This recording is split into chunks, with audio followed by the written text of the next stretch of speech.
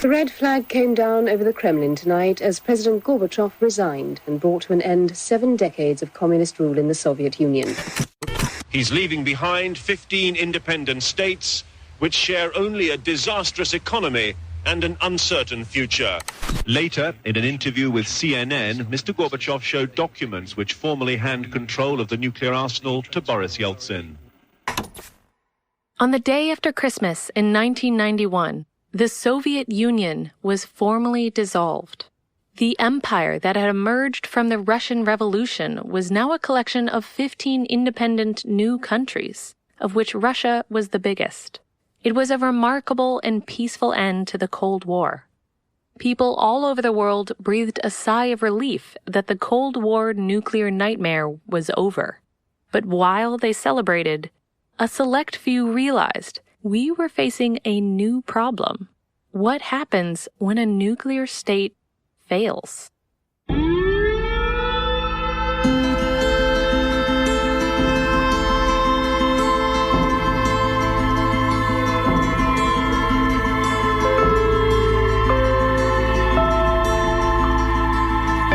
I'm Lisa Perry, and this is At the Brink, a podcast about the dangers we face from nuclear weapons and the stories of those who are fighting to protect us.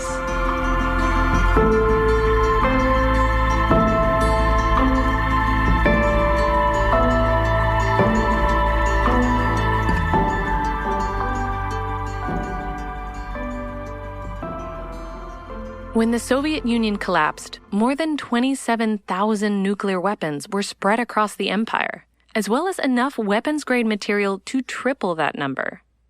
The fall of the USSR completely changed the international nuclear equation. In this episode, we will hear from the people who realized that we were facing a new and uncertain nuclear threat with the collapse of the Soviet nuclear infrastructure, and who plunged ahead to create the biggest de-nuclearization campaign ever attempted. One of those people was my grandfather, former Secretary of Defense Bill Perry. Growing up, I had seen photos of him shaking hands with Russian generals and staring down into the craters of demolished nuclear silos. But I didn't appreciate what those photos depicted, which was the culmination of a remarkable effort to prevent worldwide catastrophe. Ash Carter, who worked under my grandfather on this effort as Assistant Secretary of Defense, and who would later rise to Secretary of Defense himself under President Obama, remembers exactly how precarious the situation was at the time. Yes, there was a lot of celebration because we had, quote, won the Cold War. But we were a long way from winning the peace that needed to follow. So many people don't understand it. It's so different from anything we've done before. So much could go wrong. And you would be right now living in a world of fear if this hadn't happened the way it did. 5 months before the formal end of the Soviet Union, the situation in Moscow had grown chaotic. Hardliners had staged a coup against President Gorbachev and confined him under house arrest in Crimea, but they were quickly thwarted by a popular uprising. Soon after, Gorbachev returned to the capital and began emergency meetings about the future of the Soviet Union. By a combination of luck and determination, U.S. Senator Sam Nunn managed to get to Moscow and was present for these critical discussions. What he heard was alarming, and he was increasingly concerned about the fate of the thousands of nuclear weapons scattered across this collapsing empire. In all of those conversations, I kept asking, what about the nuclear weapons? Are they under control? I asked Gorbachev that. I met with Gorbachev about my second day there, which was a bit of a surprise because he had just come back from the coup within a week or so. And I said, Mr. President, did you have control of the nuclear weapons the whole time you were in captivity? And he didn't answer. He said, let's go on to another subject. Senator Nunn immediately recognized the danger. If the Soviet Empire was going to be broken apart into new countries, that would lead overnight to the creation of 3 new nuclear weapons states. So I concluded that we had something that was unprecedented in history, an empire coming apart, literally coming apart, in possession of the largest arsenal of weapons of mass destruction ever known to mankind. It was an entirely unprecedented problem. Everybody was used to the Cold War. They were used to mutual assured destruction. Here was a new situation where it wasn't going to get fired at us in anger, but it could leak out and terrorists could get it or entirely new states could get it. And you couldn't target that problem to deter it with our own nuclear weapons. You couldn't negotiate with it. And it wasn't just a military problem. It was a broad social, political, economic. It was nuclear weapons in the middle of a revolution. That had never happened before. And so you needed to have a name for that people could stick with and remember. And Loose Nukes had a certain musicality, even though the topic is grotesque. In 1991, Ash Carter was one of a small group of people, including my grandfather and Senator Nunn, who had been paying close attention to the deteriorating conditions of the Soviet Union and thinking about how it might impact the security of their massive nuclear arsenal. Carter coined the term loose nukes to signify this frightening new dilemma. This was, in a way, a very wonderful time because they were coming out and blinking in the bright light of newfound freedom. All the spirit was, we used to be enemies, now we're friends, let's be friends. But the dark side was that their industry was collapsing. People weren't getting paid. Or to a defense industrial company, that very quickly becomes an ugly sight, where people are stealing weapons, selling weapons, doing anything to survive, where businesses that don't have the central state to sell their weapons to anymore might be looking around the world to North Korea or Iran or somewhere else to sell their weapons to. You need to get a sense of scale here. There was enough stuff, that is uranium and plutonium, in the Soviet Union at the time it was breaking up to make hundreds of thousands of bombs. We only wanted one country, not 15 and not 4, to have nuclear weapons. And when the music stopped and everybody sat down in the game of musical chairs of the collapse of the Soviet Union, nuclear weapons were on the territory of 4 brand new countries. When the dust settled, Ukraine alone now possessed the 3rd largest nuclear arsenal in the world, with Belarus and Kazakhstan not far behind. Senator Sam Nunn recognized the U.S. needed to act quickly to deal with this dangerous new situation. He enlisted an important ally on the Republican side, Senator Dick Lugar. Together, with the help of Ash Carter, they wrote the Cooperative Threat Reduction Act. In essence, this legislation proposed to use taxpayer money to completely denuclearize these 3 new nuclear weapon states. This complex goal involved securing and disposing of any remaining nuclear material, dismantling the warheads, missiles, and delivery systems, destroying silos, and providing housing for the thousands who had worked to build and maintain this arsenal. It was a revolutionary approach to international security. In November 1991, they were finally able to pass their legislation, which would go on to become known as the Nunn-Lugar program. It was signed into law by President George H.W. Bush, just 4 days after Gorbachev declared an end to the Soviet Union. But despite broad bipartisan support, there was still resistance to this approach. The idea of giving aid to the people we'd spent 40 years fighting during the Cold War was a tough pill to swallow. And the program languished as the Bush Defense Department refused to appropriate the necessary funding to implement it. I'll never forget a meeting that Bill and I had. We went into the Pentagon and talked to the then Dick Cheney, was Secretary of Defense, and we talked to his deputy, Don Atwood. And in an office that Bill and I subsequently occupied ourselves years later, looked at us and he said, guys, we just spent 50 years trying to bankrupt these people, and now you want to give them something. That was a classic example of how difficult it was to grasp the fact that you had to help them at the same time you helped yourself, or else it wasn't going to happen. But in those days, there were only a few of us who looked at it that way. Ash Carter and my grandfather had been looking at things differently for some time. they were beginning to develop a new way of thinking about defense. They believed that the role of the Defense Department should not just be responding to threats, but should be expanded to include actively working to prevent them by supporting and cooperating with other nations towards a united future. Our mission had a technological aspect, but a political aspect as well. You couldn't get our security taken care of unless you paid adequate attention to the other guys' needs also, which were mostly political and economic. They're always mixed together. Bill gave a name to this kind of cooperation, which was intended to stop conflict from developing in the first place, and using the Defense Department to do that, and not only protect us, fight wars, defeat enemies, but to prevent enemies from becoming enemies in the first place. He called it preventive defense.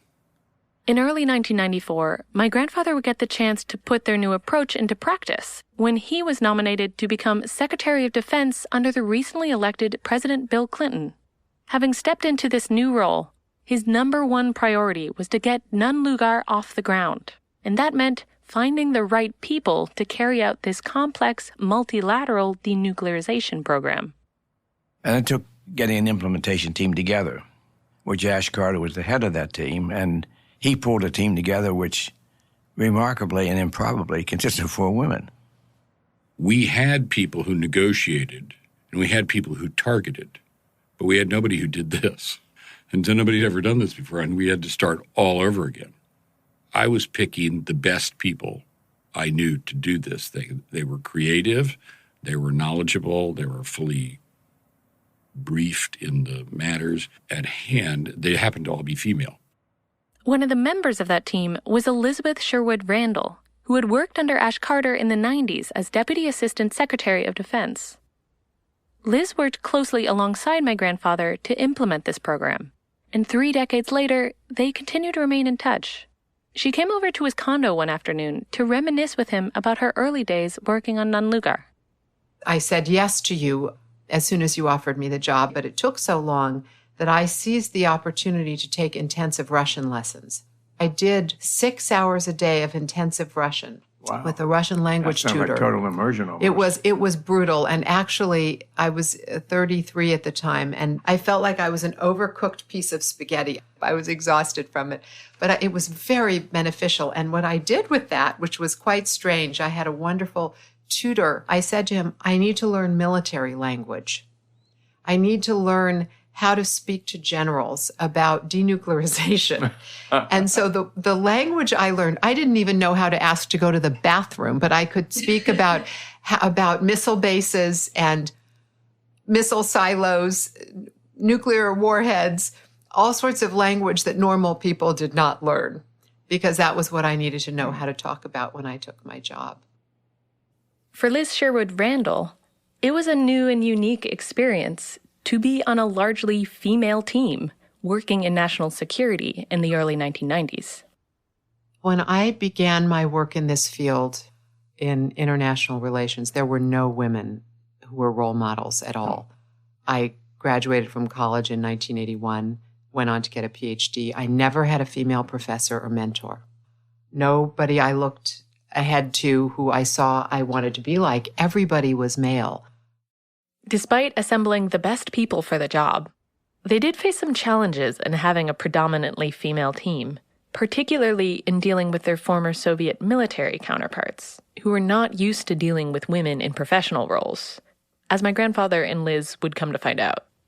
Our first meeting as a team with the Russian team, headed by their defense minister, Gorbachev. So we were sitting on one side of the table, and they were sitting on the other side of the table. This was in Moscow. And they're all men, and they're all generals wearing their uniforms. Sitting on our side of the table, besides Ash and myself, were 3 women who didn't look anything like the people on the other side of the table. And you could tell the incredulity on the other side of the table as to what these 3 women were doing there. So what I recall was how totally unfamiliar it was for these men who had all, on the other side of the table, who had all been members of the Soviet military, to even imagine a role for a woman which was different from the only roles that existed in the Soviet military. And they assumed that somehow you were our escorts, I think. Yes, they thought that we were either spies or we were servicing the delegation. Yes. Right? Those were the only two models that we could possibly have been. So we were meant to seduce them or we were supporting you, but not in the policy sense. And I think initially what happened was that you set the stage for them to treat me with respect. When we went to our initial meeting with Pavel Grachov, and our Russian counterparts asked for an explanation of something complicated, you turned to me and you said, Dr. Sherwood has responsibility for that. I'm going to let her explain it. And they were shocked to see that you relied on someone who looked like me, who was clearly junior and female and civilian, to support you. And through that example, you showed them that they needed to work with me and that they shouldn't mess with me. And that also happened in Ukraine, and it happened in Kazakhstan, and it happened in Uzbekistan. And so I think that your counterparts came to understand that although it was strange for them, it was the way to get things done with us. And we were extending a hand to them, and they wanted to grab that hand. It was a lifeline for them. Accepting this lifeline from the United States, once their greatest enemy, required putting aside nearly 50 years of mutual hostility. But these fledgling countries recognized the value of this offer. With the collapse of the USSR, these newly independent nations emerged with severely crippled economies, and they knew they could not afford to maintain the infrastructure needed for their inherited nuclear arsenals, nor the security measures necessary to keep them safe and out of enemy hands. Just as in the United States, they were also concerned about aspiring nuclear nations or terror groups obtaining nuclear technology. Yet despite their need, to suddenly be working hand in hand alongside Americans to dismantle the weapons they once pointed at the United States was a dramatic shift for many former Cold Warriors, and required careful and delicate diplomacy. You know, it's hard for people to imagine what a gigantic cultural chasm we were stepping across. For many people, it was anathema to think in a cooperative mode about the former Soviets, the Russians. That cooperative denuclearization as a concept was actually revolutionary. That cooperative security was scary to people. Yeah. We had been mortal adversaries. We held each other in check through mutually assured destruction. And the notion that you would step across that divide and build partnership was to some people really insane. The team had to think creatively in order to overcome any resistance to denuclearization, and to demonstrate that denuclearizing was in fact in their best interest. But that required building trust, where before there had only been animosity. If you go into a country and you say, I want something from you, just straight up, I want your nuclear weapons, you're likely to create a sense on the part of that country that they have something valuable that they shouldn't give up for free. And we hadn't yet built the relationships of sufficient confidence and trust that would enable their political leadership to make that hard decision by showing their people that there were going to be benefits to doing that. And what I needed to do was build a whole program of cooperation bilaterally with each country that would demonstrate to the leadership of those countries and then to the people of those countries that there was a reason for them to give up their nuclear weapons, and that they would be more secure without nuclear weapons than with nuclear weapons. An important aspect of preventive defense is the notion that we can strengthen international relations through interpersonal relations. My grandfather believed that diplomacy should be a tool that was not limited to the State Department, and that fostering direct relationships with defense counterparts in other countries would be critical for their success in persuading these countries to give up their nuclear weapons. People think of diplomacy as about moving pieces around on a chessboard and having good strategy and and that's important. But in the end, your relationship with your foreign counterpart matters. You're in this together. And Bill had a way with other defense ministers, which I tried to emulate when I was Secretary of Defense, of connecting with them as people. And they're not going to do anything as a consequence of being your friend that isn't good for their own country. But your communications will be so much better. Building a trust is the issue. So they believe you when you tell them something. Part of building these personal relationships involved developing a better understanding of the cultures and perspectives of each nation. That personal quality of the relationships you established and the time that you took to get to know people and to learn about their culture and what mattered to them made all the difference in the most difficult times that we faced. And everywhere you went, you asked to do something that was not inside the ministries of government. You wanted to actually do something that showed your interest in understanding the people of the country that you were visiting, and that showed them that you were not self-interested. You were actually interested in their future and their people's opportunities. It had a huge impact. The team had a lot on their plate building these cross-cultural relationships, and sometimes found themselves in situations that called for a sort of culinary diplomacy. Which sticks in my mind about Kazakhstan was that they hosted that dinner for us that evening. And I was the guest of honor. Indeed. And you were cheering me on all the while as they put this pig's head in front of me. Was it a pig's head or a lamb's head? I think it was the lamb. A lamb's head. Yeah. And they explained to me that since I was the guest of honor, I got the prize part of the lamb, which are the ears. And my job was to cut off the ears and put them on my plate. And I stood there looking at that head and looking at those ears, and so I cut off the left ear. And then the Kazakhstan general sitting to my left, I handed him the ear and said, I would like to give this to you in honor of my visit here. And then I cut off the right ear and put on the plate of the man on my right. They were both delighted to get those ears, and I was delighted to be rid of them. And happily, that lamb had only 2 ears, so I was off the hook. I can remember that well. I can remember you sitting there grinning while I was doing all this. You know, I learned that we needed to eat all sorts of things for our country. I felt that we should be given a special medal for it ultimately, because we did have to ingest some things that under normal circumstances we would not have eaten. I had to eat some brain at one point, which was served to me. An animal was slaughtered in front of me. And I was given the brain, and the person traveling with me was given the scalp. And I remember just saying to her, this was my special assistant, Catherine Mooney Carroll, who went on to work for ASH subsequently, just eat it. Eat it for your country. And beyond the perils of foreign cuisine, there was also the excitement of foreign air travel. During his term, my grandfather traveled more than any other Secretary of Defense before him, in part due to his work supporting the Nunn-Lugar efforts. And more than once, he risked his life in the process.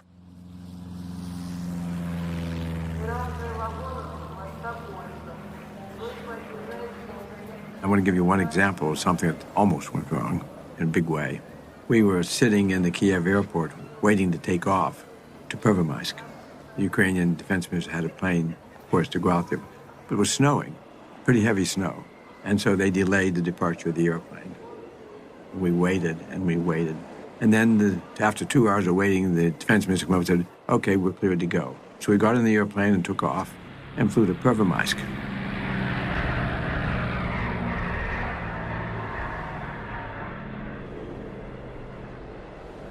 And I was looking out the window when we came down the land. I couldn't see the runway. I just couldn't see it. The snow was so heavy. Turned out the pilot couldn't see it either, and he crash landed.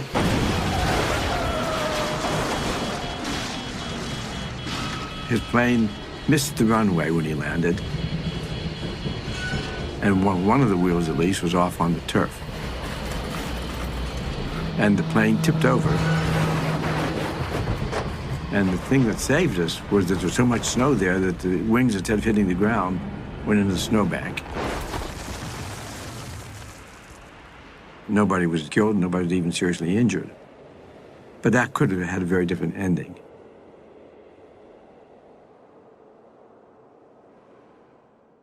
We later found out that the defense minister had just overruled the safety. He didn't want to not take us on the trip. And he knew that if we didn't take off very soon, that Gorbachev and I would have to leave. So he just overruled the safety officer, and we all got in the plane and flew. And we almost all died on that airplane. That would have ended the program in a big hurry. You tend to remember small things at the moments when you think they may be your last moments on Earth. And what I remember is, you have three defense secretaries of three very big countries, and the security guards for three of them are sitting in the back of this plane. So the whole back of the plane is filled with security guards. And when this plane crash landed, what I remember is the air filled with loaded pistols flying around that were coming from the security details in the back. That crash landing happened in Pervomaisk, Ukraine, the site of the single largest missile complex in the entire Soviet Union and a major focus of the denuclearization efforts. The team visited Pervomaisk 4 times to assess the process, which involved first transferring the warheads to Russia, then destroying the missiles, blowing up the silos that housed the missiles, and finally creating housing for the displaced Soviet military who had worked there. The team's first visit was a particularly powerful experience for these former Cold Warriors and drove home the true insanity of nuclear warfare.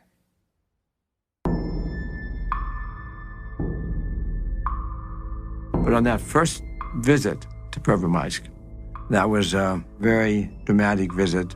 They offered to take us down to the command center. I will never forget that trip. Me neither. First of all, Bill and I had been in U.S. silos for many years, and so we were familiar with the unique experience of being deep underground in a small, hardened concrete capsule where the keys are turned that launch a missile, and it would be humanity's greatest catastrophe if it ever happened. But we'd only been there in North Dakota and places in the United States. Here we were at Pervomaisk, Ukraine, at what was the Soviet Union's most sophisticated ICBM base, going down in their newly constructed command capsule. And on the wall was a map of our country, the United States, and with little lights on it, right, Bill? There were little lights, which were the targets of the missiles that were in this command center, an extremely professional group of airmen who sit down there waiting for orders that would unleash this horrible thing. And so it was macabre to see that on the other side. And it really, Bill, I'm sure you felt the same way. It hardened in my mind forever that we really needed to do what we were doing, because you could just see right in front of you how we're seconds away from that danger. And anything we can do to eliminate that danger, we should be doing. There we were, standing at the place where they could launch enough missiles to destroy the United States, including our hometowns. And at the same time, understanding that while we were standing there, that very spot was being targeted by American missiles. And it just, more than anything, I think, it dramatized to me the truly absurdity of the Cold War and the targeting of each other's nations with these hugely destructive weapons. It's really hard to conceptualize the fact that we have the power to essentially destroy all of humanity, and that power lies in these dark holes in the power of people with 2 keys on various parts of the world. That one site itself had the power to do that, to destroy the United States. One site. Their final trip to Pervomaisk in 1996 signified a dramatic change from that first harrowing visit, and impressed upon the team how far they had come in the several years since the ending of the Cold War. Pervomaisk had come to symbolize a blossoming new future between our nations, one where we were sowing cooperation, not conflict. By that time, the missile silo had blown up, the mess had been cleared up, the ground was smoothed over, and they were turning the whole missile field into an agricultural field. What they chose to make was a sunflower field. This huge acreage that had been a missile field was now being converted into a sunflower field. It was so wonderful to go there, and the Minister of Defense of Russia, the Minister of Defense of Ukraine, and myself were given shovels to plant sunflowers while we were there. I have a picture of us doing that with Ash standing in the background with the biggest grin on his face. I remember that photo. You've had that hanging in your house for a very long time in a very prominent place. What a beautiful, very literal example of turning swords into plowshares. Yes. Did you ever see the field again? Yes, I did. But even before I saw it again, the American ambassador to Ukraine, who had come with us on that trip, about 4 or 5 months later sent me a letter saying he'd gone back to visit it again. The sunflowers had been harvested, and he took a couple of seeds from one of the sunflower plants and put them in the letter. So I have had for many years these sunflower seeds in my desk to remind me of that wonderful visit. That sunflower field became the backdrop to another important Nunn-Lugar effort aimed at supporting the workers who once maintained the complex at Pervomaisk and who are now unemployed and struggling in a weakened post-Soviet economy. Concerningly, there was evidence showing that these highly skilled nuclear experts were sought after by nations interested in developing their own nuclear programs, such as Iran and North Korea. In order to secure these workers' future, Senator Nunn convinced an American contractor to supply plans for making prefab houses, and my grandfather authorized funds to be used to build a new community for the officers and their families. We visited this little town that was built where no town had been, a little town, brand new, streets laid out, and all these new houses. And I and my staff, who had been working on this for Bill, and then we're taking him there. We called it Perryville. We went to Perryville, and it was charming. And do you remember the beautiful ceremony, Bill, where they presented you and Lee with a beautiful bread and salt, Yes. which was the traditional way in which people were welcomed into a new home. Yeah. And it was a wonderful celebration, honoring you and what you had done for the community. I do remember that, but I remember even more. After I was out of office back at Stanford, I got a letter from one of those officers with a picture of himself and his family standing in the garden. And he said, if I remember the letter properly, he said, "I hope the seeds of peace that you planted in our town will be spread all over the world and save the world from nuclear fire." Beautiful. My grandfather continues to hold what they accomplished at Pervomaisk as a reminder of their profound achievements under the Cooperative Threat Reduction Program.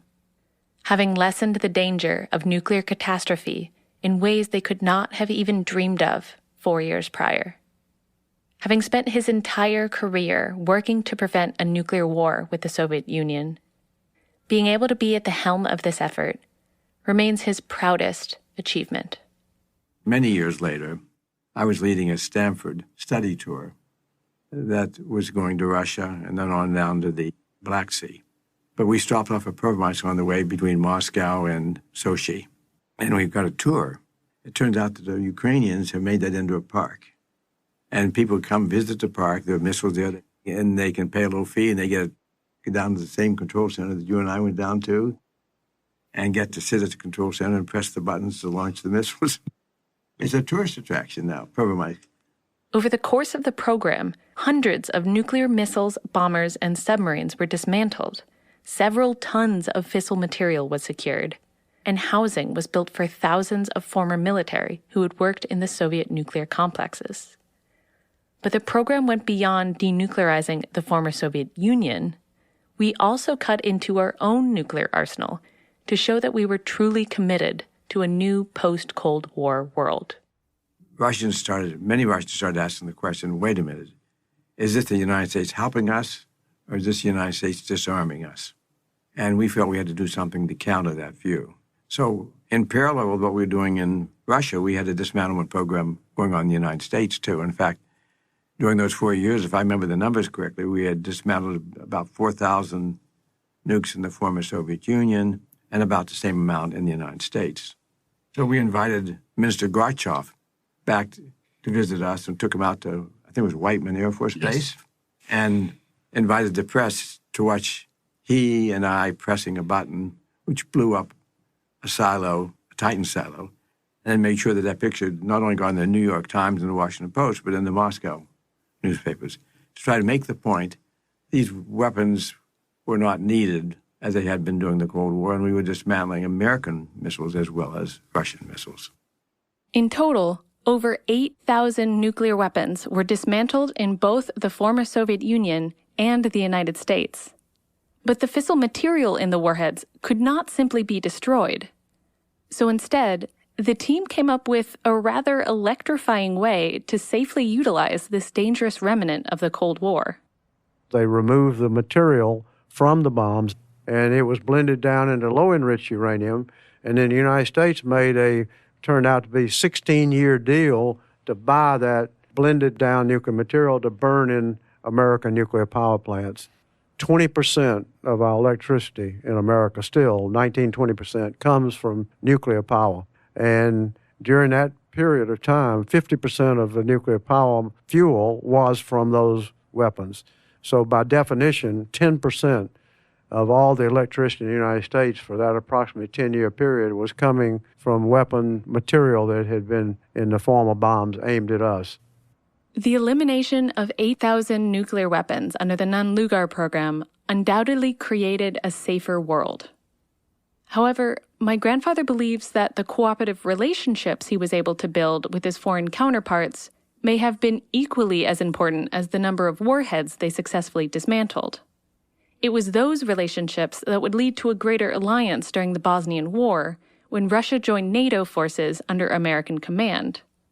This was a historical moment that reinforced one of the key ideas of preventive defense: cooperative security. It was symbolic of an extraordinary cooperation between Russia and the United States.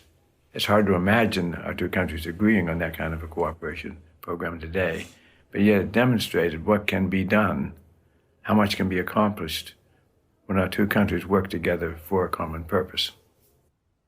Unfortunately, after my grandfather left office, support for this expansive interpretation of the Defense Department's role began to wane. During the years that followed, the U.S. often treated Russia as a second-class nation, rather than as a strategic partner. American disregard of Russian interests had a corrosive effect on the relationship between the two countries. We didn't do everything perfectly, and sometimes we acted disrespectfully towards Russia and danced around the campfire and said that we won the Cold War, and that's not a way of making people feel good about a circumstance. As Russia began to recover from its economic troubles, Vladimir Putin did his best to reassert his nation's role as a superpower. He began a series of provocative moves against the U.S. and the West that have led to our current mutual hostility. I believe President strained relations between the United States and Russia are extremely dangerous for both countries. And I also believe they could have been prevented if we had taken appropriate actions in the early part of this century. It was not inevitable that we would end up in this hostile relation with Russia. And there were actions that our government could have taken, some of which would have been taken by the Defense Department, that would have, I think, prevented this from happening. Today, it's hard to imagine what good relations with Russia might look like. But as Nunn-Lugar taught us, the shared threat of nuclear weapons remains a powerful incentive for cooperation. We have to overcome the view that talking with them on nuclear issues, which are to our benefit, is somehow doing them a favor. So because the nuclear issues are so serious and could lead to such a great catastrophe, then I believe we have to put a priority on finding a way of dealing with them without minimizing or dismissing the other areas where we have a profound disagreement. Despite spending his career in defense, my grandfather actually got his PhD in mathematics. And when approaching difficult problems like these, he always likes to go back to the straightforward logic of math. You have to separate the variables. We have to separate out the issues with which we agree with the issues that we don't agree. And the hope is that not only as you make progress in dealing on a dialogue with the Russians on nuclear terrorism, you might also set the stage for being able to get back and deal with some of those other intractable problems as well. The principles of preventive defense may seem obvious. Fostering peaceful future relationships through dialogue, cooperative exercises, and understanding. But the history of Western defense strategy has overwhelmingly depended on deterring aggression through strength and force, not diplomacy. If anything, our recent nuclear weapons policy is doubling down on this aggressive stance. Nunn-Lugar provided the world with an alternative approach. We can't change the past, but perhaps we can start to find avenues of cooperation in order to prevent greater catastrophe in the future. For Liz Sherwood, having witnessed firsthand what the world was like before their efforts, their success was personal. I had the good fortune to come back after we both stepped down from our positions at the Pentagon. And I had a new baby shortly thereafter. And a group of former Russian strategic officers, people who'd worked in the Ministry of Defense complex focused on nuclear weapons, came to visit us at Stanford. And in keeping with your tradition of making a personal connection, I invited everybody to come to our home for a barbecue. You were there, and General Shalikashvili was there, and these former Russian nuclear weapons people were there. They sat in my garden, and I handed my new baby, Richard Randall, to one of them to hold in his lap. He wanted to hold my baby. And he took my baby in his lap, and he said, "You know, I remember targeting this area with nuclear weapons. We studied this area very carefully, the San Francisco area, and we targeted this place.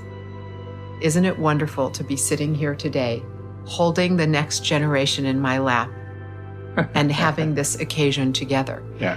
It was such a bracing moment, thinking about being with someone who had looked at the overhead imagery, of course, and put Soviet nuclear weapons on this location, and to have a little baby in his lap who he was cuddling and speaking about how different the times were.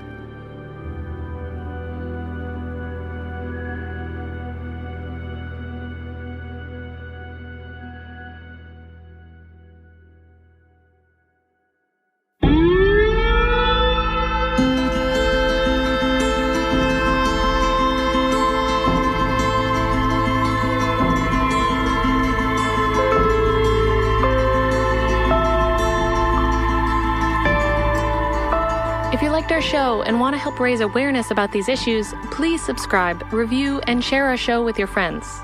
The more people know about the problem, the closer we can come to pushing for a solution.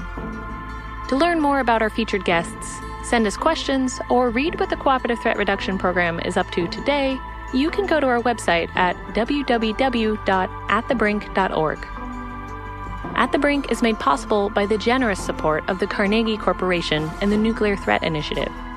These organizations work tirelessly to combat the global threat of nuclear weapons.